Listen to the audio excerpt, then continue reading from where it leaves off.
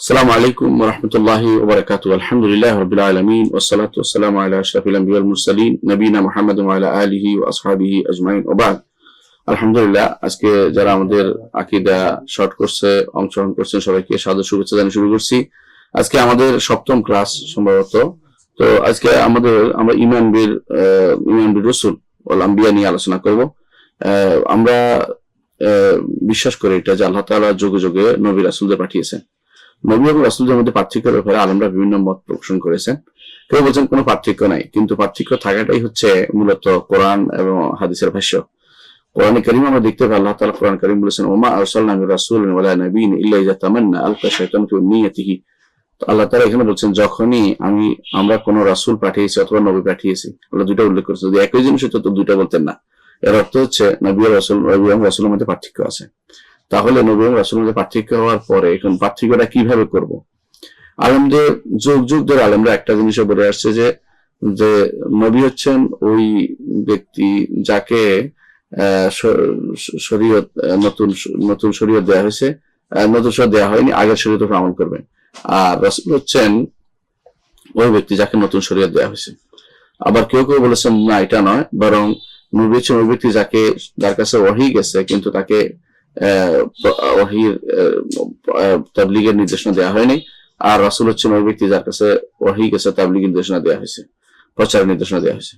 এই দুটি ব্যাখ্যাই খুব প্রসিদ্ধ, কিন্তু দুটি ব্যাখ্যাই আসলে যুক্তিযুক্ত নয় বা বিশুদ্ধ বলে প্রমাণিত হচ্ছে না আমাদের কাছে। কারণ যে এটা দুইটার একটার মূল বানিয়েছে, মূল উপজীব্য বানিয়েছে যে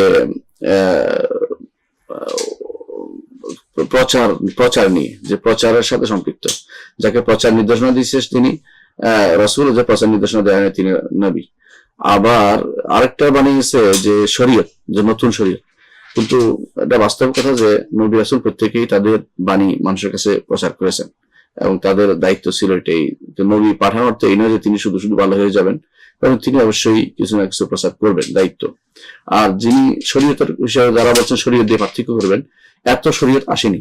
ইসলামী শরীয়ত যুগে যুগে এত শরীয়ত আমরা খুঁজে পাই না। আমরা দেখি যে একই সময়ে রাসূল ছিলেন দুইজন, শরীয়ত ছিল বর্তমান শরীয়তে মুসা বলা হয়তো, শরীয়তে হারুন, আলাদা কোনো শরীয়ত আসেনি। তো হচ্ছে হারুনও নবী, হারুনও রাসূল, মুসাও রাসূল, দুজনেই রাসূল। তাহলে আমরা দেখতে পাচ্ছি এত শরীয়ত আসেনি।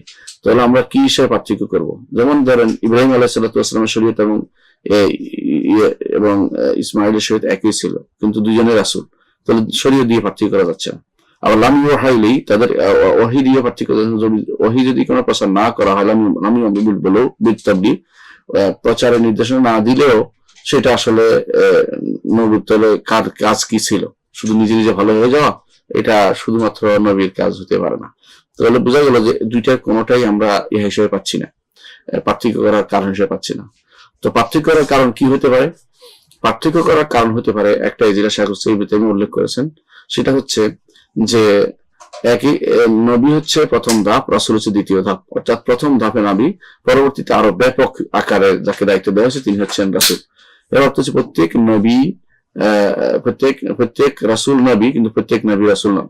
প্রত্যেক রাসূল নবী হয়ে রাসূল হয়েছেন, আর প্রত্যেক নবীর মধ্যে সীমাবদ্ধ আছেন। তাহলে কিভাবে পার্থক্য করা হবে?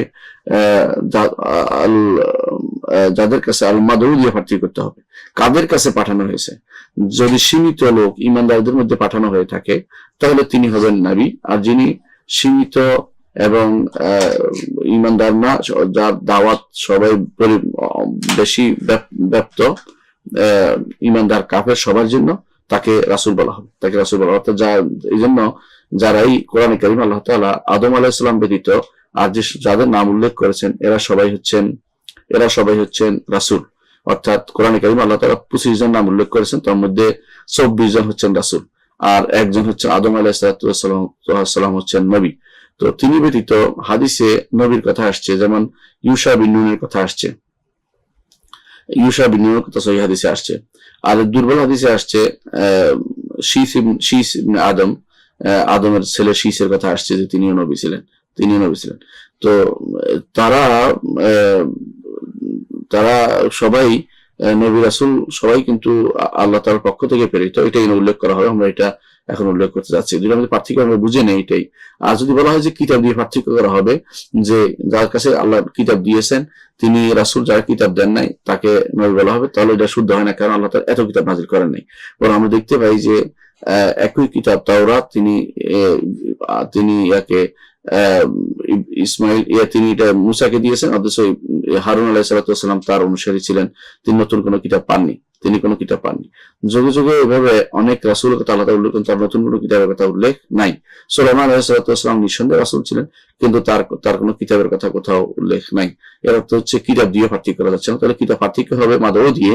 যারা শুধু ঈমানদার কওমের কাছে প্রেরিত হয়েছেন তারা হচ্ছেন নবী, আর যারা ঈমানদার কাফের উভয় কওমের কাছে বেশি ব্যাপক আকারে প্রেরিত হয়েছেন তারা হচ্ছেন রাসূল। তবে এর অর্থ এই নয় যে যিনি নবী তিনি যুদ্ধ করবেন না। অনেক নবীকে আল্লাহ তাআলা যুদ্ধের নির্দেশনা দিয়েছেন, যেমন আল্লাহ তাআলা কোরআনে কারীমে উল্লেখ করেছেন কোরআনে কারীমে যে এক নবীকে বলেছিলেন যে বনী ইসরাঈল বলেছিল যে আমরা যুদ্ধ করব, তো তখন তারা যুদ্ধ করেছিল এবং সেখানে আল্লাহ তাআলা বিজয় দিয়েছিলেন। ওয়াকাতালা দাউদু জালুতা, তো সেখানে এক নবীর কথা উল্লেখ আছে, সে নবী যুদ্ধ করেছেন কাফেরদের বিরুদ্ধে। অর্থ হচ্ছে কাফেরদের বিরুদ্ধে যুদ্ধ করলেই করলেই তিনি নবী থেকে রাসূলের পর্যায়ে পৌঁছাবেন এরকম না, যুদ্ধ করতেই পারেন। অনুরূপভাবে নবীদের দায়িত্ব শুধু ঈমানদারদের বাইরেও যদি কেউ পালন করে দোষণীয় না, তবে সাধারণ দায়িত্ব আছে তাদের শুধুমাত্র ঈমানদারদের মাঝে। এই পার্থক্যটা অত্যন্ত চমৎকার বলে আমার কাছে মনে হয়, সেই জন্য আপনাদের সামনে এটা পেশ করলাম। এটা ইবনে তাইমিয়া রাহমাতুল্লাহ আলাইহি পার্থক্য। আমরা এখন আমাদের পড়া শুরু করছি, আমাদের ঈমান কিভাবে আনতে হবে সেটা, অর্থাৎ রাসূলদের উপর কিভাবে ঈমান আনতে হবে। প্রথমত যে জিনিসটা সবচেয়ে বেশি দরকার সেটা হচ্ছে রাসূলদের উপর ঈমানের ক্ষেত্রে সংক্ষিপ্ত কথা হচ্ছে এটা যে আল্লাহ তাআলা রাসূলদের তিনি পছন্দ করে নিয়েছেন। আল্লাহ তাআলা রাসূলদের পছন্দ করে নিয়েছেন। নবী বা রাসূল হওয়ার জন্য কেউ কোনো তপস্যা করলে বা চেষ্টা করলে নবী রাসূল হতে পারে, এটা কথাটা ঠিক না। এটা যেমন বলে থাকে, অর্থাৎ নবী রাসূলদের মর্যাদা কমানোর জন্য এটা বলে থাকে ইয়ারা, এই বিশেষ করে দার্শনিকরা তারা বলে থাকে যারা তপস্যা করে লাভ করে, এবং অনেকেই বিশেষ করে মুতাজিলা বা এরা মনে করে থাকে যে এটা তপস্যার জিনিস, এটা কোনো আল্লাহর এখতিয়ার জিনিস নয়। এটা একটা ভীষণ ভুলের কথা, এটা কখনো ঠিক নয়। কারণ আল্লাহ তাআলা কেউ চেষ্টা করলেই নবুয়ত পাওয়া যাবে কথাটা ঠিক না। নবুয়ত চেষ্টা করে পাওয়া যায় না, নবুয়ত চেষ্টা করে পাওয়া যায় না। তো এটা একটা ভুল ধারণা। আরেকটা ভুল ধারণা যেটা বলা হয়ে থাকে যে আল্লাহ তাআলা যাকে ইচ্ছা তাকে পাঠিয়ে দিবেন, এটাও ভুল। বরং আল্লাহ তাআলা সবচেয়ে শ্রেষ্ঠ মানুষদের রাসূল হিসেবে পাঠান, শ্রেষ্ঠ মানুষ আর শ্রেষ্ঠ মালায়েকা। আল্লাহ তাআলা কোরআনে কারীমে যেটা বলছেন, আল্লাহু ইয়াসতাফি মিনাল মালায়েকাতি রুসুলান ওয়া মিনান নাস, মানুষদের মধ্যে যারা শ্রেষ্ঠ, ভালো, তাদের অন্তর স্পষ্ট, যাদের মধ্যে কুটিলতা নেই, যারা মানুষের প্রতি দয়াদ্র, এবং যাদের আল্লাহ তাআলা তাদেরকে ছোটকাল থেকে সেভাবে তৈরি করেছেন এবং সেভাবে তাদেরকে পছন্দ করেছেন। ফেরেশতাদের মধ্যে সবাই ভালো এরা ফেরেশতারা, তাদের মধ্যে আল্লাহ তাআলা যাদেরকে আল্লাহ তাআলা ইচ্ছা করেছেন, তার ইচ্ছা যারা সবচেয়ে বেশি যোগ্য মনে হয় তাদেরকে তিনি রাসূল হিসেবে নবী রাসূলদের কাছে রাসূল হিসেবে প্রেরণ করেছেন। তো তাদের মধ্যে জিবরিল আলাইহিস সালাতু ওয়াস সালাম তিনি রাসূল। আল্লাহ তাআলা যেন কোরআন কারীমে বলেছেন, আল্লাহু ইয়াসতাফি মিনাল মালায়েকাতি রুসুলান ওয়া মিনান নাস, আল্লাহ তাআলা পছন্দ করেন মালায়েকাদের থেকে রাসূল এবং মানুষদের থেকে তিনি পছন্দ করেন, এবং তার পছন্দ তিনি যাকে ইচ্ছা তাকে পছন্দ করেন। ইয়াখলুকু মা ইয়াশা ওয়া ইখতার, তিনি যাকে ইচ্ছা তাকে পছন্দ করেন, যা ইচ্ছা তাকে সৃষ্টি করেন, আল্লাহ তাআলা বলে দিয়েছেন। সুতরাং তার সৃষ্টির কাছে কেউ দাবি করে নিতে পারবে না অনুরূপভাবে যে কোনো খারাপ লোক নবুয়ত দাবি করতে পারে না, করলে বোঝা যাবে সে মিথ্যাবাদী। সারা জীবন মিথ্যাবাদী যদি কোনো কেউ ধোঁকাবাজি করে নবুয়ত দাবি করে, সে মিথ্যাবাদী বলে প্রমাণিত হবে। আল্লাহ তাআলা কোরআনে কারীমে বলছেন, আল্লাহু আ'লামু হাইসু ইয়াজআলু রিসালাতাহু, আল্লাহ তাআলা ভালো করে জানেন কোথায় তার রিসালাতকে দিতে হবে। সূরা আনাম 124 নম্বর আয়াতে আল্লাহ তাআলা বলেছেন। তাহলে আমরা দেখতে পাচ্ছি যে আল্লাহ তাআলা নিজে পছন্দ করেন নবী রাসূলদেরকে। তো আমরা এই জন্য ঈমান আনি, ওয়া নু'মিনু বিআন্না আল্লাহ তাআলা বা'আসা ইলান নাসি রুসুলান, আমরা ঈমান রাখি যে আল্লাহ তাআলা প্রেরণ করেছেন মানুষের কাছে কিছু রাসূল প্রেরণ করেছেন। কি জন্য প্রেরণ করেছেন আল্লাহ তাআলা বলে দিয়েছেন সূরা নিসার 165 নম্বর আয়াতে আল্লাহ তাআলা বলছেন, মুবাশশিরিন ওয়া মুনযিরিন, তাদের কাজই হচ্ছে সুসংবাদ দিবে জান্নাতের, ও মুনযিরিন জাহান্নামের ভয় দেখাবে, লিআল্লা ইয়াকুনা লিন-নাসি আলাল্লাহি হুজ্জাতুন বা'দা রুসুল, যাতে করে রাসূলদের প্রেরণার পরে মানুষ যেন আল্লাহর উপরে কোনো দলিল পেশ করতে না পারে যে মা জানা মিন বাশিরিন ওয়া নাযীর, আমাদের কাছে কোনো রাসূল আসে না, এটা যেন বলতে না পারে। তারা যেন বলতে না পারে যে আমাদের কাছে রাসূল আসলে আমরা ঈমান আনতাম। তো এই জন্য বলতে না পারে আল্লাহ তাআলা সেই তাদের এটা এই তাদের যে দলিল প্রমাণ বা ওজোর পেশ করার সুযোগ বন্ধ করার জন্য আল্লাহ তাআলা যুগে যুগে রাসূলদেরকে প্রেরণ করেছেন। এটা হচ্ছে আল্লাহ তাআলার রাসূল প্রেরণের উদ্দেশ্য। দুইটাই বলেছেন, একটা হচ্ছে মুবাশশিরিন ও মুনদিরিন, জান্নাতের সুসংবাদ দিবেন, ভালো কাজ করলে সুসংবাদ দিবেন, জাহান্নামের ভীতি প্রদর্শন করাবেন খারাপ কাজ করলে, এবং যারা হাসরের মাঠে যারা অথবা হাসরের দিন যারা বলবে যে আমাদের কাছে রাসূলের সাথে ঈমান আনতাম, তাদের দাবি কর্তন করার জন্য আল্লাহ তাআলা যুগে যুগে রাসূল প্রেরণ করেছেন। ওয়া কানা আল্লাহু আজিজান হাকীমা, আল্লাহ তাআলা তিনি প্রবল পরাক্রমশালী এবং প্রজ্ঞাময়, তিনি সব ক্ষমতার অধিকারী। তিনি যখন ইচ্ছা যার তিনি পছন্দ করেন তিনি রাসূল হিসেবে প্রেরণ করেছেন।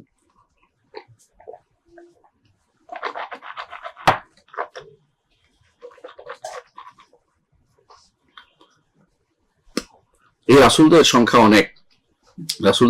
অনেক এবং তাদের সংখ্যা এত বেশি যে রাসূলদের সংখ্যা অনেক বেশি যে তাদের ব্যাপারে আল্লাহ তাআলা কোরআনে কারীম বলেছেন, রাসূলান কাদ কাসাসনাহু আলাইকা ওয়া রাসূলান নাকসুসু আলাইক, যে অনেক রাসূল যাদের কথা আপনার কাছে বর্ণনা করেছি এবং অনেক রাসূল যাদের কথা আপনার কাছে আমরা বর্ণনা করিনি, এবং নবীদের সংখ্যা অনেক বেশি। কিন্তু কোন কোন হাদিসে দেখা যায় যে নবীদের সংখ্যা 1,24,000 বা 2,24,000 এবং রাসূলদের সংখ্যা 313 জন বা 315 জন অথবা 325 জন। এই বর্ণনাগুলো কোনোটাই বিশুদ্ধভাবে প্রমাণিত হয়নি। সেই জন্য আমরা বলি অনেক হিসেবে থাকবে, যতটুকু এদের সংখ্যা অনেক। তবে এরা নিঃসন্দেহে তারা সবাই সব রাসূল, নবী এবং রাসূল সবাই আল্লাহ কর্তৃক প্রেরিত এবং আল্লাহ তাআলা যাদেরকে ইচ্ছা করেন তাদেরকে তিনি প্রেরণ করেছেন। এটাই এখানে কেউ নিজে ইচ্ছা করে নবী হবে বা রাসূল হবে সেই সুযোগ সেখানে নাই, এবং কেউ দাবি করলে বোঝা যাবে সে মিথ্যাবাদী।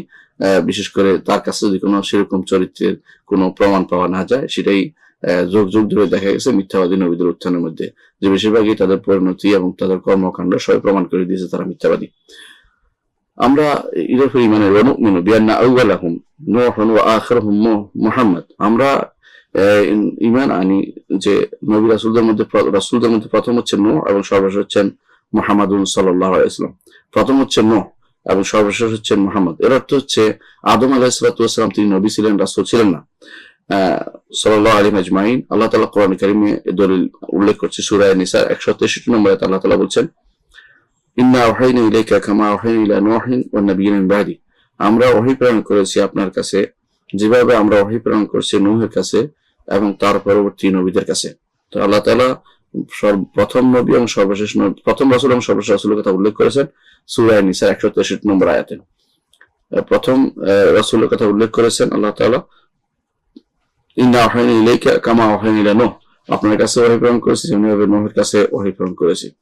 অনুরূপভাবে আল্লাহ তাআলা সূরা আহজাব 40 নম্বর আয়াতে আল্লাহ তাআলা বলছেন, মা কানা মুহাম্মাদুন আবা আহাদিন মির রিজালিকুম ওয়ালাকিন রাসূলুল্লাহ ওয়া খাতামান নাবিয়্যিন, মুহাম্মদ তোমাদের কোন পুরুষের পিতা নন, অর্থাৎ কারণ রাসূলুল্লাহ সাল্লাল্লাহু আলাইহি ওয়াসাল্লামের ছেলে ইব্রাহিম মারা গিয়েছে, এজন্য কোন পুরুষের জীবিত কোন পুরুষ মানুষের পিতা হিসাবে রাসূলুল্লাহ সাল্লাল্লাহু আলাইহি ওয়াসাল্লামকে বলা যাবে না। রাসূল পিতা নন, রাসূল কি রাসূল আল্লাহ তাআলা বলেন ওয়ালাকিন রাসূলুল্লাহ, মুহাম্মদ হচ্ছেন আল্লাহর রাসূল, ওয়া খাতামান নাবিয়্যিন এবং সমস্ত নবীদের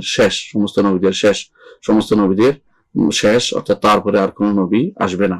তাহলে মুহাম্মদ সাল্লাল্লাহু আলাইহি ওয়াসাল্লাম হচ্ছেন সর্বশেষ রাসূল এবং তিনি আল্লাহর রাসূল। আল্লাহ তাআলা ঘোষণা করেছেন ওয়ালাকিন রাসূলুল্লাহ, আল্লাহর প্রেরিত রাসূল, আল্লাহর প্রেরিত পুরুষ, প্রেরিত দূত। এবং তাদের মধ্যে নবী রাসূলদের মধ্যে শ্রেষ্ঠ হচ্ছেন মুহাম্মদ রাসূলুল্লাহ সাল্লাল্লাহু আলাইহি ওয়াসাল্লাম, তিনি শ্রেষ্ঠ। এবং তারপর হচ্ছে ইব্রাহিম, তারপর মূসা, তারপর নূহ, তারপর ঈসা ইবনে মারইয়াম। এটা হতে পারে, আবার এটা হতে পারে মুহাম্মদ সাল্লাল্লাহু আলাইহি ওয়াসাল্লাম শ্রেষ্ঠ, তারপরে নূহ, ইব্রাহিম, মূসা, ঈসা এভাবে হতে পারে। তবে যেহেতু আল্লাহর খুল্লাহ, আল্লাহ তাআলা বন্ধুত্ব বেশি পেয়েছেন, তিনি হচ্ছেন ইব্রাহিম আলাইহিস সালাতু ওয়াস সালাম, সেই হিসাবে তাকে দ্বিতীয় পর্যায়ে উল্লেখ করা। আর মূসা আলাইহিস সালাতু ওয়াস সালাম যেহেতু আল্লাহর সাথে কথা বলেছেন, সেহেতু তাকে তৃতীয় পর্যায়ে উল্লেখ করা হয়। আর নূহ আলাইহিস সালাতু ওয়াস সালাম তিনি দাওয়াত দিয়েছেন বেশি, এই জন্য তাকে এরপর উল্লেখ করা হয়। আর সর্বশেষ ঈসা আলাইহিস সালাতু ওয়াস সালাম, ঈসা ইবনে মারইয়াম আলাইহিস সালাতু ওয়াস সালাম, তাকে উল্লেখ করা। তো সর্বশ্রেষ্ঠ হচ্ছে মুহাম্মদ রাসূলুল্লাহ সাল্লাল্লাহু আলাইহি ওয়াসাল্লাম। এরপরে এদের শ্রেষ্ঠত্বের মধ্যে মতভেদ আছে, তবে এই পাঁচজন হচ্ছে উলুল আজমি মিনার রাসূল। আল্লাহ তাআলা কোরআনে কারীম বলেছেন, ফাসবির কামা সাবারা উলুল আজমি মিনার রাসূল, অতঃপর আপনি সবর করুন যেভাবে দৃঢ় দৃঢ় সংকল্প সম্পন্ন নবী রাসূলগণ যেভাবে সব সবর করেছেন, সেখানে আল্লাহ তাআলা উলুল আজম কথা উল্লেখ করেছেন। উলুল আজম কারা, এটা অন্য আয়াত আমরা পাই। সূরা আহজাবের 7 নম্বর আয়াত আল্লাহ তাআলা বলছেন, ওয়াইয আখাযনা মিনান নাবিয়্যিনা মিসাকাহুম, আর স্মরণ করুন যখন আমরা গ্রহণ করেছিলাম নবীদের থেকে তাদের অঙ্গীকার, অমিনকা, এখন আপনার থেকে গ্রহণ করেছি, অমিন নূহ থেকে গ্রহণ করেছি, ওয়া ইব্রাহিম ওয়া মূসা ওয়া ঈসা, এবং ইব্রাহিম, মূসা এবং ঈসা থেকে আমরা, ঈসা ইবনে মারইয়াম থেকে আমরা অঙ্গীকার গ্রহণ করেছিলাম। ওয়া আখাযনা মিনহুম মিসাকান গালিযা, তাদের থেকে আমরা কঠিন ওয়াদা নিয়েছিলাম। সেটা কি, যে আল্লাহর বুকে, আল্লাহ তাআলার জমিনের বুকে তারা দ্বীন প্রসার করবেন, তাবলীগের জন্য তাদের থেকে ওয়াদা নিয়েছেন যথাযথভাবে। সেটা হচ্ছে এই অঙ্গীকার, যে যখনই কোন নবী আসবে তখন তারা সেটা প্রচার করবে, সেটা নবুয়ত আসবে, সেটা প্রচার করবে। এবং আমরা আরো বিশ্বাস করি যে মুহাম্মদ সাল্লাল্লাহু আলাইহি সাল্লামের শরীয়ত পূর্ববর্তী সমস্ত রাসূলদের শরীয়ত, সমস্ত নবীর শরীয়ত সম্পন্ন, অর্থাৎ রাসূলুল্লাহ সাল্লাল্লাহু আলাইহি ওয়াসাল্লাম যে শরীয়ত আল্লাহ তাআলা দিয়েছেন, তাতে পূর্ববর্তী যে সমস্ত শরীয়ত, সেখানকার যত উৎকৃষ্ট অংশ আছে তা এই শরীয়তের মধ্যে রয়েছে। তো দলিল কি? দলিল আল্লাহ তাআলা বলছেন, শারা'a লাকুম মিনাদ-দীনি মা ওয়াসা বিহি নূহান ওয়াল্লাযী আওহাইনা ইলাইকা ওয়া মা ওয়াসাইনা বিহি ইব্রাহিম ওয়া মূসা ওয়া ঈসা আন আকিমুদ-দীনা ওয়া লা তাতাফাররাকু ফীহি। বলছে তোমাদের জন্য আমরা এমন একটি দ্বীন শরীয়ত হিসেবে দিয়েছি যে এই শরীয়তটি নূর ওসিয়ত, এবং এটা রাসূলুল্লাহ সাল্লাল্লাহু আলাইহি ওয়াসাল্লামের কাছে পাঠানো হয়েছে, এবং এটা ইতিপূর্বে ইব্রাহিম, মূসা, ঈসা ওনাদের কাছে পাঠানো হয়েছিল। এর অর্থ হচ্ছে আগেকার সমস্ত শরীয়তের খোলাসা হচ্ছে শরিয়া মুহাম্মাদিয়া বা সর্বশেষ শরীয়ত। বর্তমানে আমরা যে শরীয়ত আল্লাহর পক্ষ থেকে প্রাপ্ত, যে শরীয়তের উপরে থাকার জন্য আল্লাহ তাআলা বলছেন, সুম্মা জাআলনাকা আলা শরিয়াতিন মিন আমরি, হে নবী আপনাকে আমরা স্পষ্ট শরীয়তের উপরে রেখেছি। এর অর্থ হচ্ছে এই শরীয়ত পূর্ববর্তী সমস্ত শরীয়তের খোলাসা বা সারাংশ বা সবচেয়ে উৎকৃষ্ট অংশ এর মধ্যে রয়েছে। সুতরাং কেউ যেন এটাকে এই শরীয়তের থেকে উত্তম শরীয়ত কোথাও না খোঁজে, কারণ উত্তম যে অংশ সবই আমাদের নবী মুহাম্মদ রাসূলুল্লাহ সাল্লাল্লাহু আলাইহি ওয়াসাল্লাম শরীয়তের মধ্যে তার সম্পৃক্ততা রয়েছে।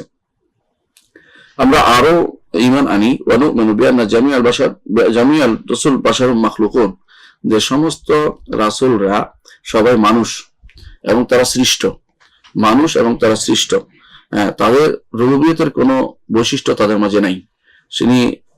মুহাম্মদ সাল্লাল্লাহু আলাইহি ওয়াসাল্লাম, নূহ, ইব্রাহিম, মূসা, ঈসা, এদের কারো রুবুবিয়তের কোনো বৈশিষ্ট্য নেই। কারণ রুবুবিয়তের বৈশিষ্ট্য হচ্ছে আমরা ইতিপূর্বে জেনেছি, রুবুবিয়তের বৈশিষ্ট্য হচ্ছে সৃষ্টি করা এবং রিজিক দেয়া এবং পরিচালনা করা, বিভিন্ন জগতের সবাই কর্মকাণ্ড পরিচালনা করা।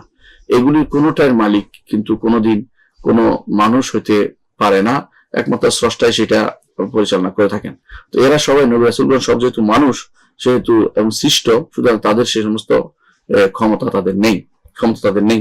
এই জন্য আমরা দেখতে পাই কোরআন কারীমে আল্লাহ তাআলা নূহ আলাইহিস সালাতু ওয়াস সালাম সম্পর্কে বলছেন, তিনি প্রথম রাসূল, তার সম্পর্কে বলছেন, নূহ আলাইহিস সালাম বলেছিলেন, ওয়ালা আকুল লাকুম ইনদি খাজাইনুল্লাহ, আমি বলি না যে আল্লাহর যত ভান্ডার আমার কাছে রয়েছে, ওয়ালা আ'লামুল গায়ব, এবং আমি বলি না যে আমি গায়েব জানি, ওয়ালা আকুল ইন্নী মালাক, এবং আমি এটা বলি না যে আমি ফেরেশতা। তো বোঝা গেল যে নূহ আলাইহিস সালাতু ওয়াস সালাম তিনি অস্বীকার করছেন যে তার কাছে আল্লাহর ভান্ডার নেই, তার কাছে ইলমে গায়ব নেই, তার কাছে কোনো ফেরেশতা হওয়ার বৈশিষ্ট্য তার কাছে নেই। তো যারা বাড়াবাড়ি করে নবী রাসূলদেরকে তাদের রবের পর্যায়ে পৌঁছাবে, তাদের জানা উচিত যে নূহ আলাইহিস সালাতু ওয়াস সালামকে আল্লাহ তাআলা এটা বলতে বলেছেন এবং তিনি সেটা বলেছেন, এবং অনুরূপভাবে মুহাম্মদ রাসূলুল্লাহ সাল্লাল্লাহু আলাইহি ওয়াসাল্লামকে আল্লাহ তাআলা সেটা বলতে বলেছেন এবং তিনি সেটা বলেছেন। সেটা কি?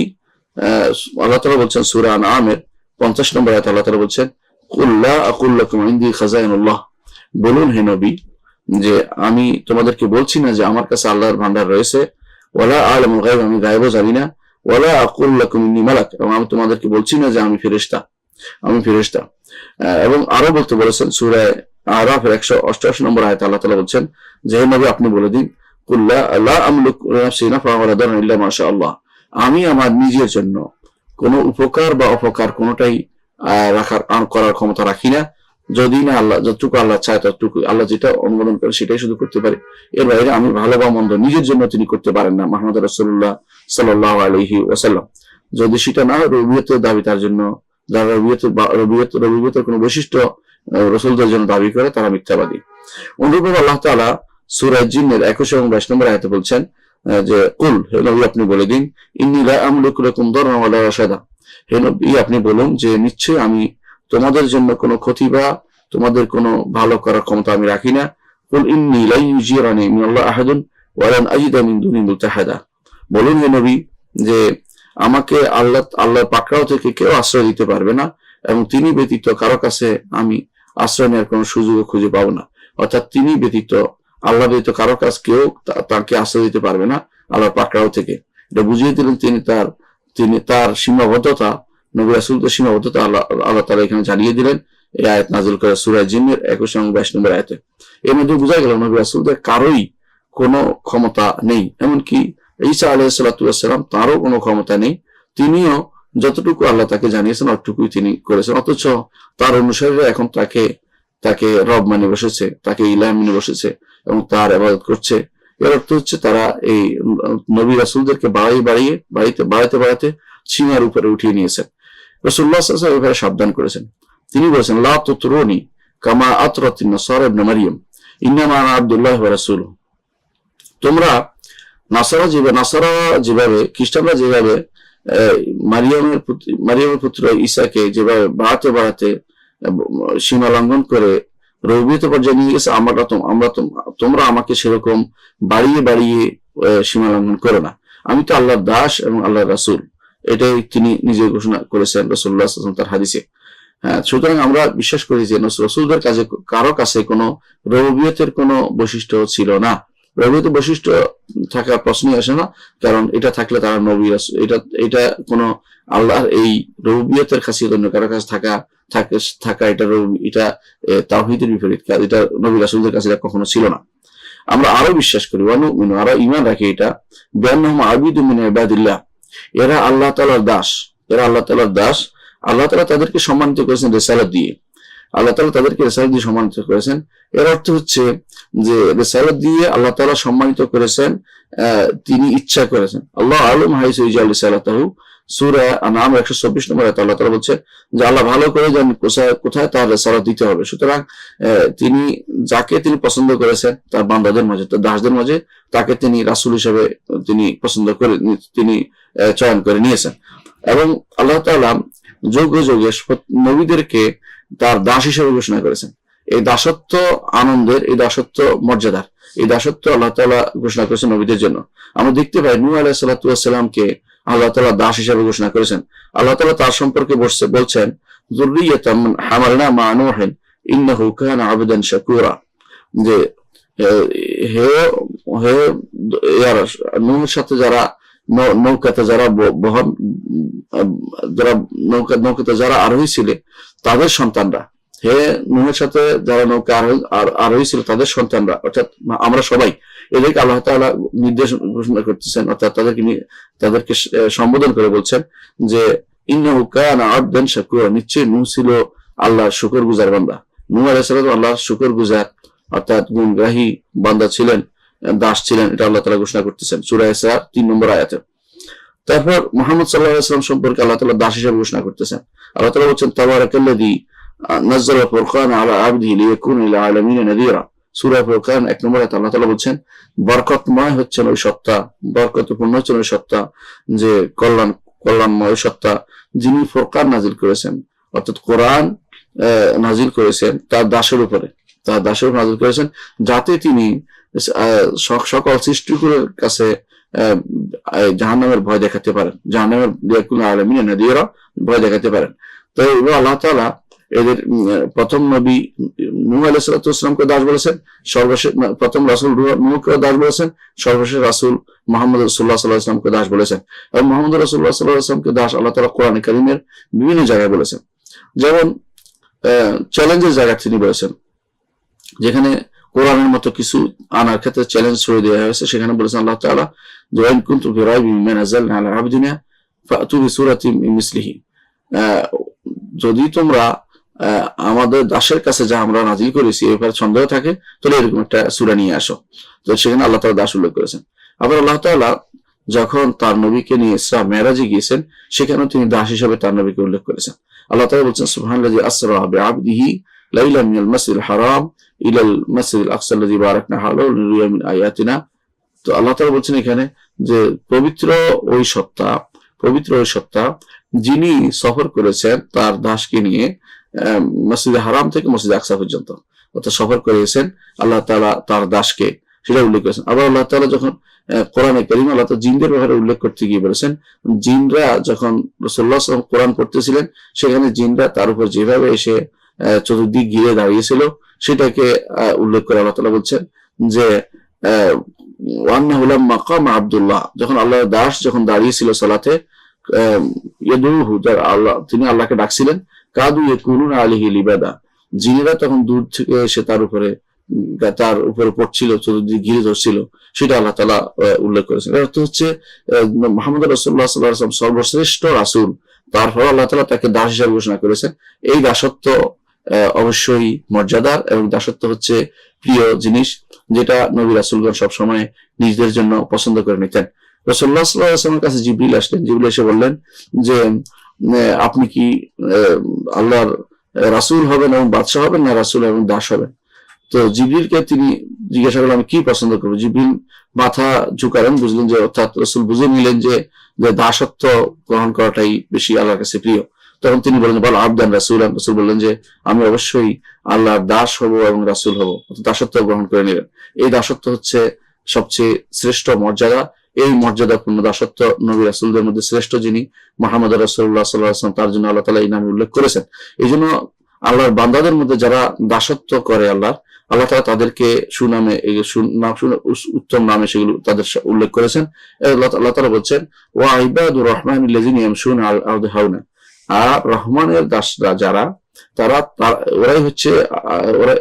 তারাই যারা জমিনের বুকে অত্যন্ত নম্র ভদ্রভাবে চলাফেরা করে, হানাহানি মারামারি লিপ্ত হয় না, বাড়াবাড়ি করে না, সীমা লঙ্ঘন করে না। এর দ্বারা বোঝা গেল যে আল্লাহর কাছে প্রিয় যে একটি বান্দার জন্য সবচেয়ে বড় গুণটি হচ্ছে বান্দা আল্লাহর দাসত্ব করবে, অর্থাৎ আমাদের জন্য আমরা আল্লাহর দাসত্ব করব, এটা সবচেয়ে প্রিয় গুণ আল্লাহর কাছে। আল্লাহ তাআলা এটা চান যে বান্দার সবচেয়ে বড় গুণ হবে যে আল্লাহর দাস। এই জন্য তিনি নবীদের প্রথম এবং শেষ নবী সবাইকে দাস হিসেবে উল্লেখ করেছেন। অনুরূপে আল্লাহ তাআলা অন্য নবীদেরকে ওইভাবে দাস হিসেবে উল্লেখ করেছেন। যেমন সূরা সাদ এর 45 নম্বর আয়াতে আল্লাহ তাআলা বলছেন ওয়াজকুর ইবাদানা ইব্রাহিম ওয়া ইসহাক ওয়া ইয়াকুব উল আইদি ওয়াল আবসার, হ্যাঁ নবী আপনি স্মরণ করুন আমার দাসদেরকে ইব্রাহিম, ইসহাক ও ইয়াকুব। ইব্রাহিম, ইসহাক ও ইয়াকুব তিনজনের নাম উল্লেখ করে আল্লাহ তাআলা বলছেন এরা আমার দাস ইবাদ। অনুরূপে আল্লাহ তাআলা দাউদের কথা উল্লেখ করেছেন সূরা সাদ এর 17 নম্বর আয়াতে। আল্লাহ তাআলা বলছেন ওয়াজকুর আবদানা দাউদ যাল আইদ ইন্নাহু আওয়াব, আমাদের দাস দাউদকে আপনি স্মরণ করুন।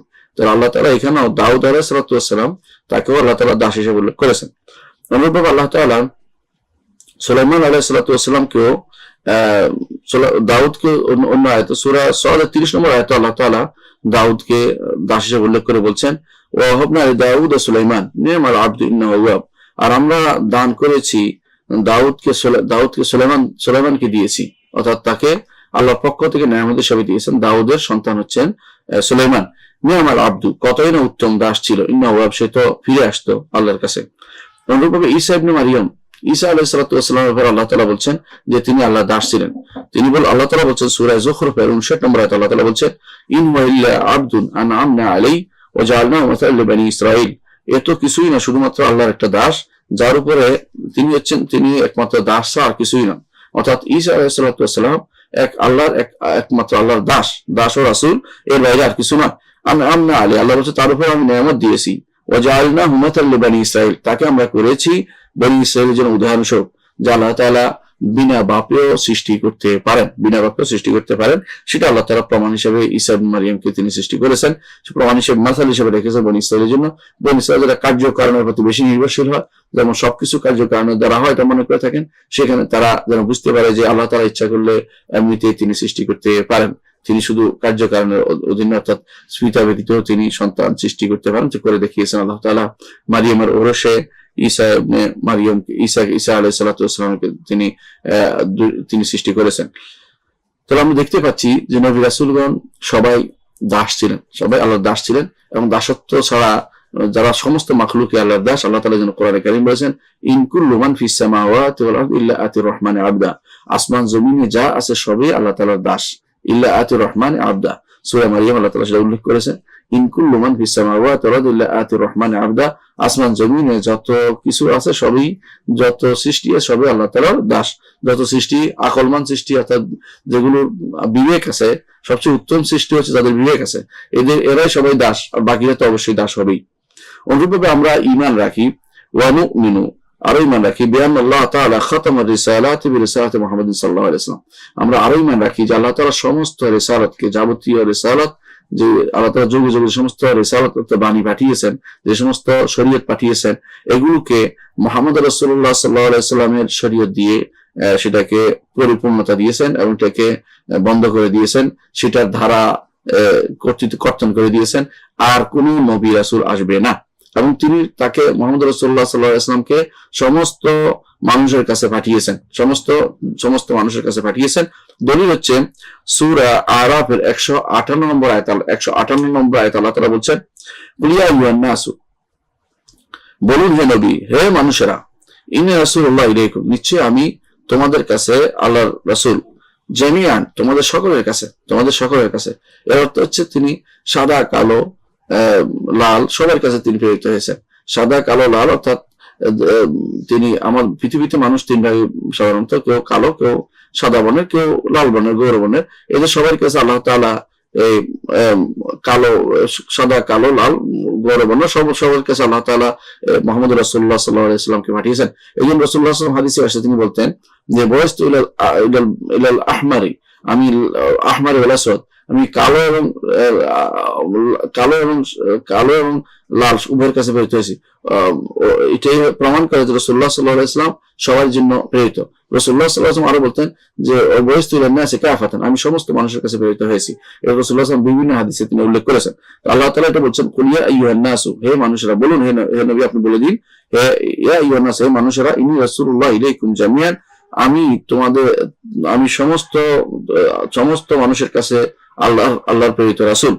আল্লাযী লাহু মুলকুস সামাওয়াতি ওয়াল আরদ, ওই আল্লাহর যে যার মালিকানা আসমান এবং জমিনের মালিকানা যার হাতে, অর্থাৎ আসমান জমিনে যত কিছু আছে সবকিছুর মালিক হচ্ছেন রব্বুল আলামিন। লা ইলাহা ইল্লা হুয়া ইউহয়ী ওয়া ইউমীত, তিনি ব্যতীত আর কোনো সত্য ইলাহ নেই, তিনি জীবন দেন এবং তিনি মৃত্যু দেন। ফাআমিনু বিল্লাহি, সুতরাং হে মানুষেরা তোমরা ঈমান আনো আল্লাহর উপরে, ওয়া রাসূলিহি, এবং তার রাসূল উপরে ঈমান আনো। কোন রাসূল? আন-নাবিয়্যুল উম্মি, সর্বশেষ রাসূল, যিনি কোনো প্রাতিষ্ঠানিক লেখাপড়া ব্যতীত ছিলেন, সেই নবীর উপরে। আল্লাযী ইউমিনু বিল্লাহি ওয়া কালিমাতিহি, যিনি আল্লাহ তাআলার উপর ঈমান রাখেন এবং আল্লাহ তাআলার বাণীর উপর ঈমান রাখেন। ওয়াত্তাবিউহু লাআল্লাকুম তাহতাদুন, তার অনুসরণ করে যাতে তোমরা হেদায়েত প্রাপ্ত হতে পারো। এখানে আল্লাহ তাআলা উল্লেখ করেছেন যে মুহাম্মদ রাসূলুল্লাহ সাল্লাল্লাহু আলাইহি ওয়াসাল্লামের উপর তিনি হচ্ছেন সর্বশেষ, এবং তিনি সর্বশেষ রাসূল, এবং তিনি সমস্ত মানুষের কাছে প্রেরিত। এই জন্য তারপরে আর কোন নবী রাসূল আসবে না। যারাই দাবি করবে মিথ্যা দাবি করবে। এই জন্য আজ পর্যন্ত যত মানুষ দাবি করেছে তাদের মিথ্যা ধরা পড়ে গেছে, এবং বেশ সবাই ছিল মিথ্যুক, এবং তারা প্রমাণিত হয়েছে, লাঞ্ছিত হয়েছে, এবং তারা কেউ বাথরুমে পড়ে মরেছিল, কেউ বিভিন্ন জায়গায় তারা কবরে তাদের মানুষের হাতে লাঞ্ছিত হয়েছে, এবং সেই লাঞ্ছিত তাদের মিথ্যাবাদী হওয়াটা প্রমাণিত হওয়ার পরে তারা মারা গেছে, এটাই প্রমাণ করে। এই জন্য রাসূলুল্লাহ সাল্লাল্লাহু আলাইহি ওয়াসাল্লাম বলেছিলেন যে আমার পরে 30 জন নবুয়ত দাবি করবে, আমার পরে আর কোন নবী নেই, লা নবিয়্যা বা'দি, আমার পরে আর কোন নবী নেই। মিথ্যাবাদী 30 জন নবী রাসূল উত্থান হবে। যুগে যুগে দেখা গেছে যারা অনেক বেশি 30-এর ঊর্ধ্বে হয়েছে, এর অর্থ হচ্ছে এমন 30 জন হবে যাদের কোন অনুসারী পাওয়া যাবে। বর্তমানে যেমন কাদিয়ানি, এটা বড় ফিতনা এবং মিথ্যা নবুয়তের দাবিতে ছিল কাদিয়ানি, এবং তার অনুসারীরা এখনো রয়েছে, ব্যাপক আকারে রয়েছে, কারণ তাদেরকে সহযোগিতা করে যাচ্ছে বিশেষ করে ইহুদি নাসারা, তাদের সহযোগিতা করে যাচ্ছে এবং তাদেরকে বিভিন্নভাবে প্যাট্রোনাইজ করে যাচ্ছে, সেজন্য তাদের অস্তিত্ব এখন রয়ে গেছে। অনুরূপে রাবিয়ারা, তারাও নবুয়ত দাবি করে বসছে, তাদের মধ্যে একজন। অনুরূপে বাহাইরা, এদের মধ্যে কেউ নবুয়ত দাবি করছে। তো এদের সবই হচ্ছে এই 30 জন নবী রাসূল তাদের কথা রাসূলুল্লাহ সাল্লাল্লাহু আলাইহি ওয়াসাল্লাম বলেছেন তাদের মধ্যে। এর বাইরেও অনেক নবী অনেকে শখের বশে নবী দাবি করে বসতো কথায় কথায়। এগুলি কোনো যেহেতু তাদের কোনো অনুসারী ছিল যে এগুলো রাসূলুল্লাহ সাল্লাল্লাহু আলাইহি ওয়াসাল্লাম এগুলো উদ্দেশ্য নয়, অর্থাৎ এগুলো সাধারণভাবে দাবি করবে, শাস্তি পাবে। কিন্তু যাদের অনুসারী হবে এরকম 30 জন নবী রাসূল দাবিদার থাকবে, রাসূলুল্লাহ সাল্লাল্লাহু আলাইহি ওয়াসাল্লাম বলেছেন, তিনি বলেছেন কাদ্দাবুন, এরা হচ্ছে মিথ্যাবাদী, দাজ্জালুনা কাদ্দাবুন, এরা দাজ্জাল অর্থাৎ তারা মানুষকে ধোঁকাবাজি করবে, এগুলি বলে ধোঁকাবাজি করবে। তো রাসূলুল্লাহ সাল্লাল্লাহু আলাইহি ওয়াসাল্লামের রিসালাত সমস্ত মানুষের কাছে, সেটা সাদা হোক, আরব হোক, অনারব হোক, সাদা হোক, কালো হোক, অথবা ভিন্ন রঙের হোক, যেইখানের হোক, আফ্রিকার হোক, অথবা ইউরোপের হোক, অথবা এশিয়ার হোক, কোনো জায়গায় বাদ নেই। রাসূলুল্লাহ সাল্লাল্লাহু আলাইহি ওয়াসাল্লামের রিসালাত সবার জন্য এবং তার রিসালাত না মানলে সবার জন্যই জাহান্নাম অবধারিত। এই জন্য রাসূলুল্লাহ সাল্লাল্লাহু আলাইহি ওয়াসাল্লাম বলেছেন, কুল্লু উম্মতি ইয়াদখুলুল জান্নাতা ইল্লা মান আবা, প্রত্যেক উম্মতি, আমার প্রত্যেকটা উম্মতি জান্নাতে প্রবেশ করবে, তবে যে অস্বীকার করবে। কিলা মান ইয়া রাসূলুল্লাহ, বলা হলো কে অস্বীকার করবে আল্লাহ রাসূল? ক্বালা মান আতানি দাখালাল জান্নাহ, যে আমার আনুগত্য করবে, আমার অনুসরণ করবে, জান্নাতে প্রবেশ করবে। ওয়া মান আসানি ফাকাদ আবা, যে কেউ আমার অবাধ্যতা দেখাবে, আমার কথা শুনবে না, আমার কথার বাইরে চলবে, সে তো অস্বীকার করলো, অর্থাৎ সে জাহান্নামের অধিবাসী হবে। যে ব্যক্তি রাসূলুল্লাহ সাল্লাল্লাহু আলাইহি ওয়াসাল্লামকে অস্বীকার করবে তাকে মানবে না। সুতরাং সর্বশেষ রিসালাত হচ্ছে মুহাম্মদ রাসূলুল্লাহ সাল্লাল্লাহু আলাইহি ওয়াসাল্লামের রিসালাত, এবং সেই রিসালাত হচ্ছে সম্পূর্ণ, এবং সেটা পূর্ববর্তী রিসালাতের খোলাসা বা সারাংশ সেখানে আছে। এবং রাসূলুল্লাহ সাল্লাল্লাহু আলাইহি ওয়াসাল্লাম সমস্ত মানুষের কাছে প্রেরিত। আগেকার নবী রাসূলদেরকে আল্লাহ তাআলা বিভিন্ন গোত্রে প্রেরণ করতেন, কিন্তু রাসূলুল্লাহ সাল্লাল্লাহু আলাইহি ওয়াসাল্লাম সমস্ত মানুষের কাছে প্রেরিত। কোথাও না কোথাও তাকে পাঠাতে হবে, আরবদের মাঝে পাঠিয়েছেন, কারণ তিনি আরবি ভাষী। আর আরবরা আল্লাহর দাওয়াতের জন্য যতটুকু সময় ব্যয় করতে পারে, তাদের মতো আর কেউ ব্যয় করতে পারে না। তাদের তো দরিয়া দিল বা উজাড় করা দিন জান দেওয়ার মতো এরকম পিছু টান কম, এরকম ব্যক্তিত্ব, এরকম লোকেরা সবচেয়ে কমই হচ্ছে আরব সাহাবাদের মধ্যে খুব কম পাওয়া যায়। যেন আল্লাহ তাআলা মুহাম্মদ রাসূলুল্লাহ সাল্লাল্লাহু আলাইহি ওয়াসাল্লামকে আরবদের মাঝে পাঠিয়েছেন এবং তাদেরকে প্রথম নির্দেশনা দিয়েছেন। তারপর তাদের মাধ্যমে সারা দুনিয়াতে আল্লাহর দ্বীনকে আল্লাহ তাআলা প্রচার করিয়েছেন। আমরা আরো ঈমান আনি বিআন্না শরিয়াতাহু সাল্লাল্লাহু আলাইহি ওয়াসাল্লাম হিয়া দীনুল ইসলাম। আমরা আরো ঈমান রাখি যে মুহাম্মদ রাসূলুল্লাহ সাল্লাল্লাহু আলাইহি ওয়াসাল্লাম শরীয়ত হচ্ছে সর্বশেষ দিন যা আল্লাহ তাআলা তার বান্দাদের জন্য পছন্দ করেছেন। এবং আল্লাহ তাআলা কোনো মানুষের জন্য ইসলাম ছাড়া আর কোনো কিছু আল্লাহ তাআলা কবুল করবেন না। ইসলামী রাসূলুল্লাহ সাল্লাল্লাহু আলাইহি ওয়াসাল্লামের যে দিন, এই ইসলাম, এটাই শুধু গ্রহণ করবেন।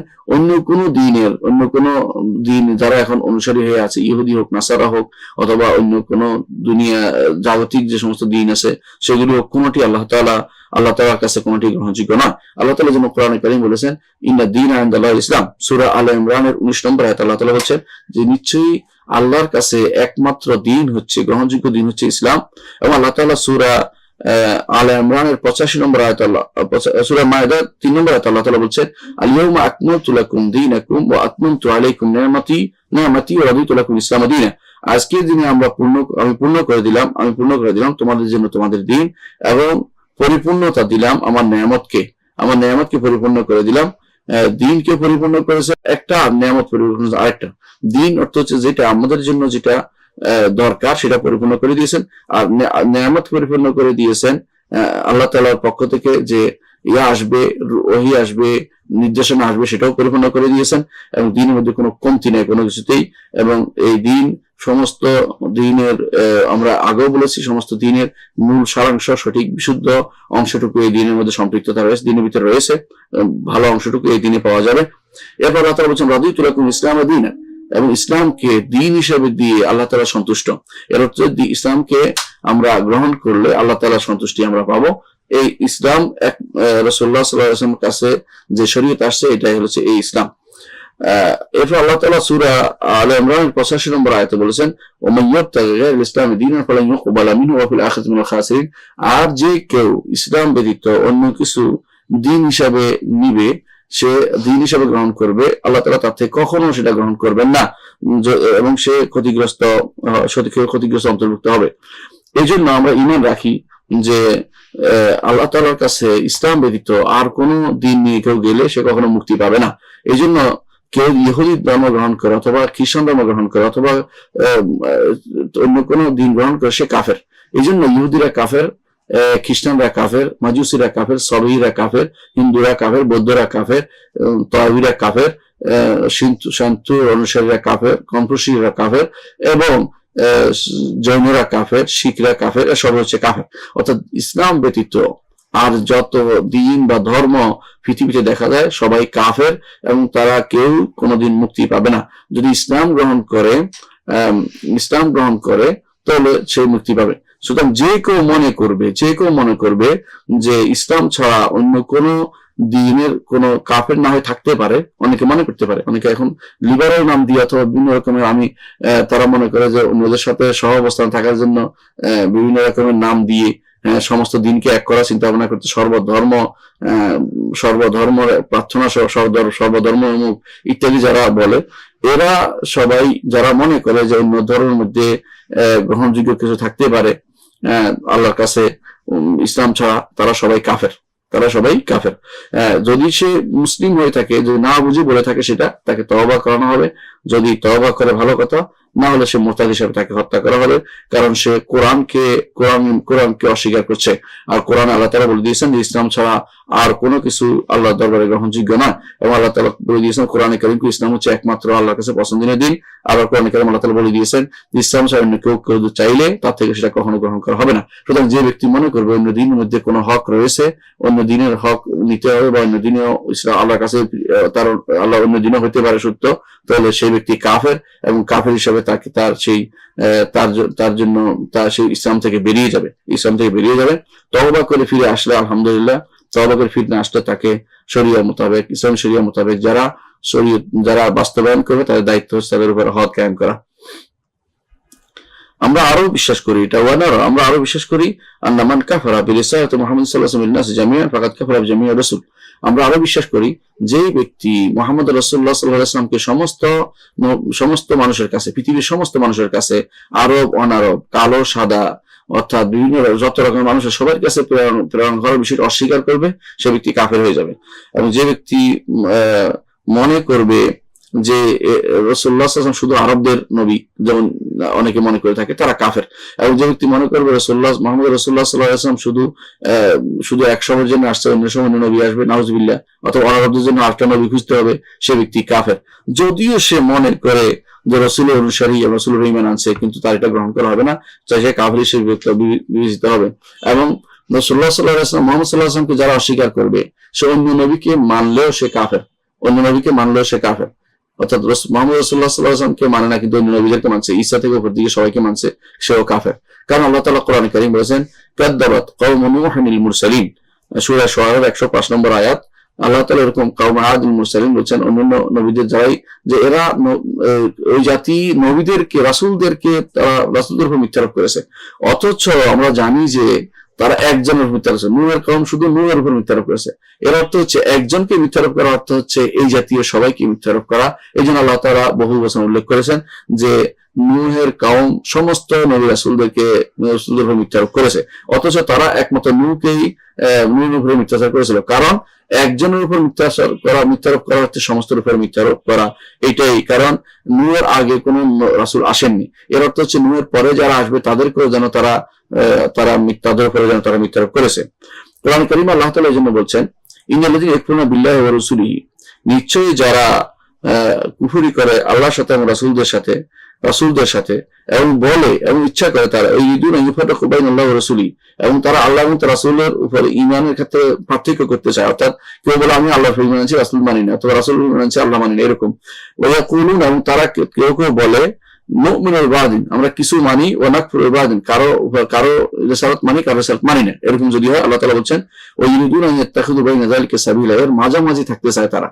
অর্থাৎ তারা সবার সাথে সম্পর্ক রক্ষার্থে কিছু মানি না, যে ধরনের সুযোগ পায়, যাকে সামনে পায় তারটা মানে, আবার যখন অন্যদের সাথে প্রয়োজন অস্বীকার করে। আল্লাহ তাআলা সম্পর্কে বলছেন উলাইকা হুমুল কাফিরুন হাক্কান, বাস্তবেই এরা কাফের।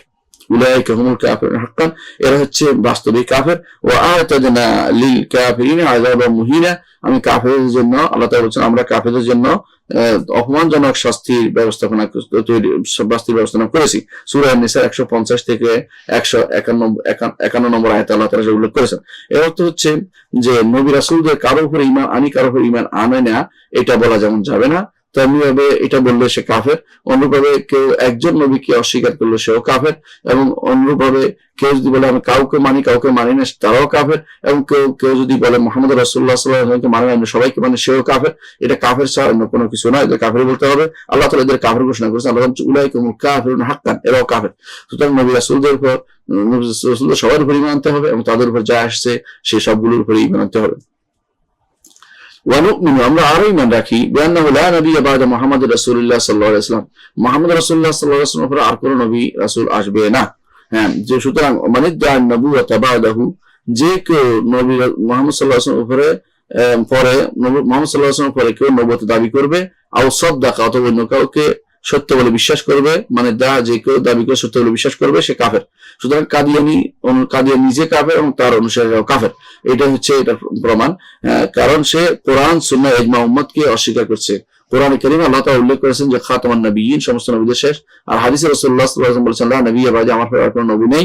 এবং আল্লাহ তাআলা রিসালাতকে শেষ করে দিয়েছেন। হাদিসে আসছে যে আমি এবং অন্য রাসূলদের উপমা হচ্ছে এরকম, একটি ঘর বানানো হয়েছে, সে আমি এবং আমার রাসূলদের উদাহরণ হচ্ছে এরকম, একটি ঘর বানানো হয়েছে, সেই ঘরের মধ্যে একটি কোণার মধ্যে একটা ইট বাকি ছিল, আমি সেই ইটটি, রাসূলুল্লাহ সাল্লাল্লাহু আলাইহি ওয়াসাল্লাম আমি সেই ইটটি, অর্থাৎ রাসূলুল্লাহ সাল্লাল্লাহু আলাইহি ওয়াসাল্লাম আর কোনো এই ঘর অর্থাৎ নবুয়তের ঘরের বানানো শেষ হয়েছে, আর কোনো নবুয়তের রিসালাতের ঘর আসবে না। সুতরাং যারাই নবুয়ত এবং রিসালাতের দাবি করবে তারা সবাই কাফের, এবং যারা অনুসরণ করবে তারাও কাফের, কারণ তারা কোরআন সুন্নাহ এবং ইজমা উম্মতের অস্বীকারী।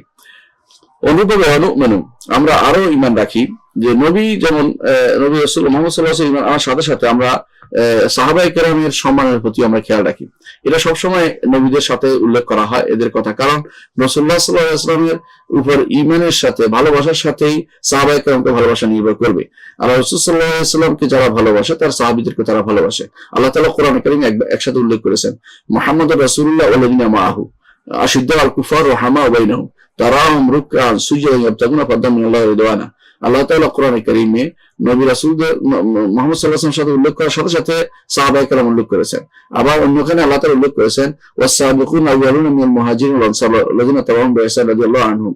আল্লাহ তাআলা উল্লেখ করেছেন যে সাবিকুনা আউয়ালুনা মিনাল মুহাজিরদের মধ্যে যারা আগে ঈমান এনেছে তাদের, যারা অগ্রণী হয়েছে।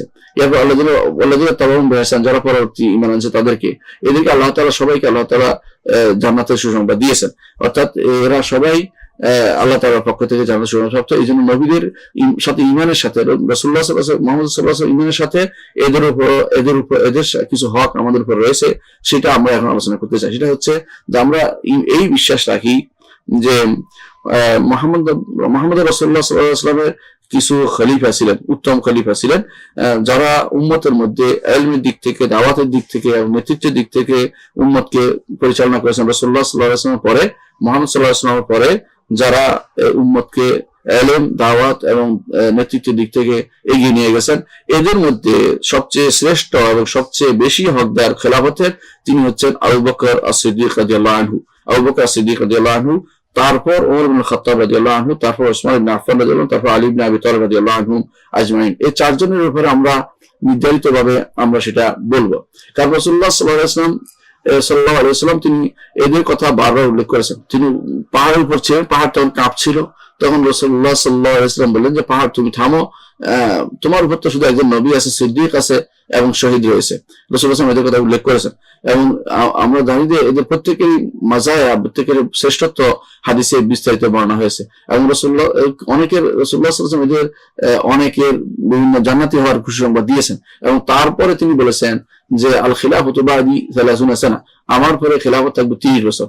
এই 30 বছর পূর্ণ হয়ে যায় এদের মাধ্যমে, 4 জনের মাধ্যমে, এবং সাথে যদি যোগ করা হাসান ইবনে আলীর 6 মাস, তাহলে সুন্দর করে 30 বছর পুরো হয়ে যায়। তো এই খেলাফা রাশেদা, এটা এই 4 জন দিয়ে শেষ হয়েছে, এটা আমরা বিশ্বাস করি। এবং আমরা বিশ্বাস করি যে কেউ এখানে কোনো জুলুম হয় নাই, কেউ কাউকে কোনো উপর আক্রমণ করে না, এটা সাহাবায়ে কেরামের সুচিন্তিত মত অনুসারে হয়েছে। এবং এর বাইরে যারা যারা এরকম দাবি করে যে কারো উপর জুলুম করেছে, কেউ জোর করে নিয়েছে, এই জাতীয় দাবি করে, তারা মিথ্যাবাদী এবং তারা তাদের পথভ্রষ্ট এবং তাদের কোনো কথা শোনা যাবে না। আমরা আরো বিশ্বাস করি যে খেলাফতের দিক থেকে তারা যেভাবে তারা শরীরের দিক থেকে সম্মানিত, এভাবে খেলাফতের দিক থেকে সম্মানিত হয়েছে। অর্থাৎ শরীরের দিক থেকে দেখবেন আবু বকর সবচেয়ে উম্মতের মধ্যে শ্রেষ্ঠ ব্যক্তি, তারপর ওমর, তারপর ওসমান এবং তারপর আলী। ঠিক খেলাফতের দিক থেকে তারা আবু বকর, ওমর, ওসমান, আলী এভাবে তারা নির্ধারণ করে থাকে। এটা আমরা বিশ্বাস করে থাকি, আহলুস সুন্নাহ ওয়াল জামাত এটাই বিশ্বাস করে থাকে। আল্লাহ তাআলার হিকমত হচ্ছে এটা যে তাদের মধ্যে একজন যোগ্য ব্যক্তি থাকতে অযোগ্য ব্যক্তিকে তিনি উম্মতের মধ্যে শ্রেষ্ঠ ব্যক্তিত্ব যখন অবশিষ্ট ছিল, অর্থাৎ আবু বকর, ওমর, ওসমান, আলী, এই সময়ে যারা শ্রেষ্ঠ 10 জন খেলাফতের মানুষগুলো, যাদেরকে রাসূলুল্লাহ সাল্লাল্লাহু আলাইহি ওয়াসাল্লাম পছন্দ করতেন, 10 জন যাদের ব্যাপারে সুসংবাদ দিয়েছেন, এরা উপস্থিত থাকতে অন্য কেউ তাদের উপর কর্তৃত্ব করে অন্য কেউ খলিফা হবে, তাদের মধ্যে যারা উত্তম নয় খলিফা হবে, এটা পছন্দ, ওইটা বিশ্বাস করার বিষয় নয়। এই জন্য বিশ্বাস করতে হবে যে অবশ্যই আবু বকর শ্রেষ্ঠ খলিফা এবং ওমর, তারপর ওসমান, তারপর আলী। এদের শরীয়তে যেভাবে আসছে বাস্তবে তাদের ফজিলত সেরকম, শরীয়তে যাদের ফজিলত সেরকম আসছে, তাদের মর্যাদা সেরকম নির্ধারিত হবে। এবং আমরা আরো বিশ্বাস করি এটা যে তার সাহাবায়ে কেরামের মধ্যে শ্রেষ্ঠ কোন বিষয়ে যদি কেউ শ্রেষ্ঠত্ব অর্জন করে থাকে, বিশেষ কাজে অন্যরা অন্য দিক থেকে শ্রেষ্ঠত্ব অর্জন করেছে। এই জন্য যদি আবু বকর রাদিয়াল্লাহু আনহু উম্মতের মধ্যে দয়াদ্র হিসেবে শ্রেষ্ঠত্ব অর্জন করে, উমর আল্লাহর দিনের হেমায়েত, আল্লাহ দিনের রক্ষার্থে তিনি শক্ত ভূমিকা পালন করার ক্ষেত্রে শ্রেষ্ঠত্ব অর্জন করেছে। ওসমান ইবনে আফফান রাদিয়াল্লাহু আনহু তিনি লজ্জাশীলতা এবং দয়াদ্রতার দিক থেকে শ্রেষ্ঠত্ব অর্জন করেছে। আলী রাদিয়াল্লাহু আনহু তিনি বৈচারিক দিক থেকে বা বিভিন্ন রকমের বুদ্ধিমত্তা, কথা, জ্ঞান, এই দিক থেকে শ্রেষ্ঠত্ব অর্জন করেছেন। তো আল্লাহ তাআলা এদের মধ্যে শ্রেষ্ঠত্ব নির্ধারণ করেছেন, কিন্তু আবার আবু বকর, ওমর, ওসমান, আলী এই সিস্টেম শ্রেষ্ঠত্ব সিরিয়াল, কিন্তু এর মাঝে মধ্যে আবার এক একজনকে আল্লাহ তাআলা এক এক রকমের বৈশিষ্ট্য প্রদান করেছেন। তো এদের সব রকমের বৈশিষ্ট্যের দিক থেকে প্রথম হচ্ছেন আবু বকর, তারপর হচ্ছেন ওমর, তারপর ওসমান, তারপর আলী। যেভাবে তাদের খেলাফত সেভাবে তাদের মর্যাদা নির্ধারিত হবে। এবং আমরা আরো ঈমান রাখি এই উম্মত হচ্ছে আল্লাহর কাছে সবচেয়ে শ্রেষ্ঠ। এই উম্মত হচ্ছে মুহাম্মদ রাসূলুল্লাহ সাল্লাল্লাহু আলাইহি ওয়াসাল্লাম উম্মত হচ্ছে আল্লাহর কাছে সবচেয়ে শ্রেষ্ঠ। এর চেয়ে শ্রেষ্ঠ উম্মত আগেও আসেনি, পরেও আসবে না। অর্থাৎ মুহাম্মদ রাসূলুল্লাহ সাল্লাল্লাহু আলাইহি ওয়াসাল্লাম উম্মত হচ্ছে শ্রেষ্ঠ উম্মত। এর প্রমাণ হচ্ছে আল্লাহ তাআলা কোরআনে কারীম বলছেন, কুনতুম খায়রা উম্মাতিন উখরিজাত লিন-নাস তা'মুরুনা বিল মা'রুফ ওয়া তানহাউনা আনিল মুনকার ওয়া তু'মিনুনা বিল্লাহ। সূরা আল ইমরান 110 নম্বর আয়াতে আল্লাহ তাআলা সেটা উল্লেখ করেছেন যে এই উম্মত হচ্ছে শ্রেষ্ঠ উম্মত। যেমন এই নবী হচ্ছে শ্রেষ্ঠ নবী, এই কিতাব হচ্ছে শ্রেষ্ঠ কিতাব, এবং এই শরীয়ত হচ্ছে শ্রেষ্ঠ শরীয়ত, আর এই উম্মত হচ্ছে শ্রেষ্ঠ উম্মত। সুতরাং এই উম্মতের চেয়ে কোন শ্রেষ্ঠ উম্মত আগেও যায়নি, পরেও আসবে না, বরং বিশ্বাস করতে হবে এই উম্মত হচ্ছে শ্রেষ্ঠ। খায়রুল উমাম, আফদালুল কুতুব, সবকিছু আল্লাহ তাআলা এই উম্মতকে দিয়েছেন। এই জন্য এই উম্মতকে শ্রেষ্ঠ উম্মত আল্লাহ নিজে ঘোষণা করেছেন যে তোমরা হচ্ছে শ্রেষ্ঠ উম্মত, তোমাদেরকে মানুষের জন্য উখরিজাত লিন-নাস, মানুষের হেদায়েতের জন্য বের করা হয়েছে, মানুষের কাছে আল্লাহর দ্বীনকে প্রচার প্রসারের জন্য বের করা হয়েছে, সাক্ষী হিসেবে বের করা হয়েছে। তোমরা মানুষের কাছে সাক্ষ্য হবে, তা'মুরুনা বিল মা'রুফ ওয়া তানহাউনা আনিল মুনকার, সৎ কাজের আদেশ দিবে, অসৎ কাজ নিষেধ করবে, তু'মিনুনা বিল্লাহ, এবং আল্লাহর উপর ঈমানকে তোমরা সুদৃঢ় করবে, আল্লাহর উপর ঈমানকে সুদৃঢ় করবে। এটা হচ্ছে এই উম্মতের বৈশিষ্ট্য যে এরা শ্রেষ্ঠ উম্মত, কারণ তারা এই কাজটি করে, এরা সৎ কাজ আদেশ দেয়, অসৎ কাজ নিষেধ করে, আল্লাহর উপর ঈমানটাকে তারা মজবুত করে। যতক্ষণ পর্যন্ত এই তিনটি বৈশিষ্ট্য থাকবে, তারা শ্রেষ্ঠত্বের মর্যাদা থেকে তাদের নিচে যাবে না। এই উম্মত হচ্ছে এই জন্য শ্রেষ্ঠ উম্মত। আর আমরা আরো বিশ্বাস করি যে এই উম্মত শ্রেষ্ঠ উম্মত হওয়ার সাথে সাথে এই উম্মতের মধ্যে শ্রেষ্ঠ মানুষ হচ্ছেন সাহাবায়ে কেরাম। অর্থাৎ শ্রেষ্ঠ উম্মত ঠিক আছে, কিন্তু এদের মধ্যে শ্রেষ্ঠ কারা? এদের উম্মতের মধ্যে শ্রেষ্ঠ হচ্ছেন সাহাবায়ে কেরাম রাদিয়াল্লাহু আনহুম আজমাইন, তারপর তাদের অনুসারীগণ, তারপর তাদের অনুসারীগণ, অর্থাৎ সাহাবা, তাবেঈন, তাবে তাবেঈন, এদের বলা হয় সাহাবা, তাবেঈন, আতবাউত তাবেঈন। সাহাবা এবং তাদের অনুসারী এবং তাদের অনুসারীরা এরা সবসময় এদের শ্রেষ্ঠত্ব এইভাবে গ্রহণ করে নিতে হবে। আর সাহাবায়ে কেরামের মধ্যে সবচেয়ে শ্রেষ্ঠ হচ্ছেন আবু বকর, তারপর ওমর, তারপর ওসমান, তারপর আলী, এইভাবে শ্রেষ্ঠত্ব গ্রহণ করতে হবে। এরপর তাবেঈনদের মধ্যে যারা যত বেশি সাহাবায়ে কেরাম সঙ্গ বেশি পেয়েছেন, তাদের থেকে ইলম নিয়েছেন, এবং তারা সবচেয়ে বেশি শ্রেষ্ঠ। তবে সাহাবায়ে কেরাম সবাই আদুল, সবাই ন্যায়পরায়ণ, এখানে কোনো কথা বলার অধিকার কারণেই, তাদের মধ্যে যা যা ঘটে গেছে এবারে কথা না বলি, আমরা কোনো কথা বলবো না। কিন্তু তাবেঈনদের সবাই ন্যায়পরায়ণ না, তাবেঈনদের গ্রহণযোগ্য ব্যক্তিত্ব আছে, আবার অগ্রহণযোগ্য ব্যক্তিত্ব আছে। তবে পরবর্তী জেনারেশন থেকে তারা উত্তম, তাদের মধ্যে যারা উত্তম তারা সবার থেকে উত্তম। আর তাদের মধ্যে অবশ্য অগ্রহণযোগ্য ব্যক্তিত্ব রয়েছে, তাদের মধ্যে রয়েছে যারা তাকদীর অস্বীকার করেছে, তাদের মধ্যে রয়েছে যারা শিয়াইজম প্রতিষ্ঠা করেছে, তাদের মধ্যে রয়েছে খারিজিরা রয়েছে, তাবেঈদের মধ্যে সেটা। সাহাবায়ে কেরামের মধ্যে কোনো দল উপদল, আকিদাগত কোনো পার্থক্য, আকিদাগত কোনো মত পার্থক্য ছিল না। তাদের মধ্যে বেশি পার্থক্য ছিল সবই ফিকহিগত মাসআলাগত ছিল, এবং তারপরেও তারা কখনো মতান্তর ছিল কিন্তু মনান্তর ছিল না। এবং কারণ তারা আল্লাহ রসুলের হাতে তারা তৈরি হয়েছেন, আল্লাহ রসুল তাদেরকে সেভাবে তৈরি করেছেন জ্ঞান, ইলম এবং প্রজ্ঞা দিয়ে। সুতরাং তাদের মধ্যে এই কোন রকমের মতভেদ বা দল উপদল পাওয়া যায়নি, তাদের মধ্যে দল উপদল পাওয়া যায়, পরবর্তীতে সেটা তৈরি করে নিয়েছে, পরদর্শ তৈরি করে নিয়েছে। এই জন্য উম্মতের মধ্যে শ্রেষ্ঠ ব্যক্তিত্ব হচ্ছে, এই উম্মত হচ্ছে শ্রেষ্ঠ উম্মত, আর এদের মধ্যে শ্রেষ্ঠ হচ্ছেন সাহাবায়ে কেরাম। সাহাবায়ে কেরামের মধ্যে শ্রেষ্ঠ হচ্ছেন আবু বকর, ওমর, ওসমান, আলী। এই ধারাবাহিকতা বজায় রাখতে হবে। তারপর তাবেঈরা হচ্ছে যারা সাহাবায়ে কেরামের দেখেছেন এবং তাদের কাছে বসেছেন, তাদের থেকে হাদিস বর্ণনা করেছেন, তারা হচ্ছেন তাবেঈ। আর সাহাবায়ে কেরাম হচ্ছেন যারা রাসূলুল্লাহ সাল্লাল্লাহু আলাইহি ওয়াসাল্লামকে দেখেছেন এবং শেষ পর্যন্ত ঈমানের উপর তার সাথে ছিলেন, তার সাথে ঈমানের উপর ছিলেন জীবনের শেষ মুহূর্ত পর্যন্ত। তারাই হচ্ছেন সাহাবায়ে কেরাম, তারা হচ্ছেন সাহাবায়ে কেরাম। আর আপনারাও তাবেঈনদের অনুসারী, অর্থাৎ পরবর্তীতে আসছে যারা সুন্দরভাবে অনুসরণ করেছেন। এই জন্য আল্লাহ তাআলা কোরআনে কারীম বারবার বলছেন ওয়াল্লাযিনা তাবাউহুম বিইহসানিন, যারা সুন্দরভাবে তাদের অনুসরণ করেছে, অর্থাৎ বিজামিল, তাদের ইহসান যথার্থভাবে অনুসরণ করেছেন। অনুসরণের ক্ষেত্রে তারা কোনো রকমের কমতি করে নাই, নিজেরা বাড়িয়ে করে নাই, বরং যেভাবে তারা তাদের পূর্বসূরি দেখেছে সেভাবে তারা অনুসরণ করে চলেছে। এইভাবে যারা অনুসরণ করবে তারা হচ্ছেন শ্রেষ্ঠ। যুগে যুগে এভাবে আস্তে আস্তে কিয়ামত পর্যন্ত একটি দল থাকবে শ্রেষ্ঠ, এটা রাসূলুল্লাহ সাল্লাল্লাহু আলাইহি ওয়াসাল্লাম ঘোষণা করেছেন। রাসূলুল্লাহ সাল্লাল্লাহু আলাইহি ওয়াসাল্লাম বলেছেন, লা তাযালু তায়ফাতুম মিন হাযিহিল উম্মাহ আলাল হাক্কি যাহিরিন, এই উম্মতের মধ্যে একটি দল সব সময় থাকবে প্রকাশিত থাকবে, যাহিরিন, তারা প্রকাশিত থাকবে। প্রকাশ কিভাবে হবে? বিল বায়ান, বর্ণনা দ্বারা, বিল আদিল্লাতে, দলিল দ্বারা। হ্যাঁ, কখনো কখনো তাদের হাতে ক্ষমতা থাকবে, কখনো থাকবে না, এটা হতে পারে, কিন্তু তারা সবসময় কোরআন হাদিসের দলিল দিয়ে তারা শ্রেষ্ঠ থাকবে। এই জন্য সবসময় তারা যুদ্ধ করতে হবে জরুরি নয়। ইউকাতিলুন একটা শব্দ আসছে হাদিসে, এর অর্থ হলো যুদ্ধ নয়, এর অর্থ হচ্ছে তারা বিরোধীদের বিরুদ্ধে, অর্থাৎ বেদাতীদের বিরুদ্ধে এবং যারা বাতিলদের বিরুদ্ধে এবং যারা মুশরিকদের বিরুদ্ধে তারা সবসময় তারা সোচ্চার থাকবে, সংগ্রামী থাকবে, বিরুদ্ধে তারা কথা বলবে, কাজ করবে। তাদের মধ্যে কেউ ক্ষমতা গেলে তাদের বিরুদ্ধে হাতও লাগবে, অর্থাৎ তাদের মধ্যে তখন তারা যুদ্ধও করবে।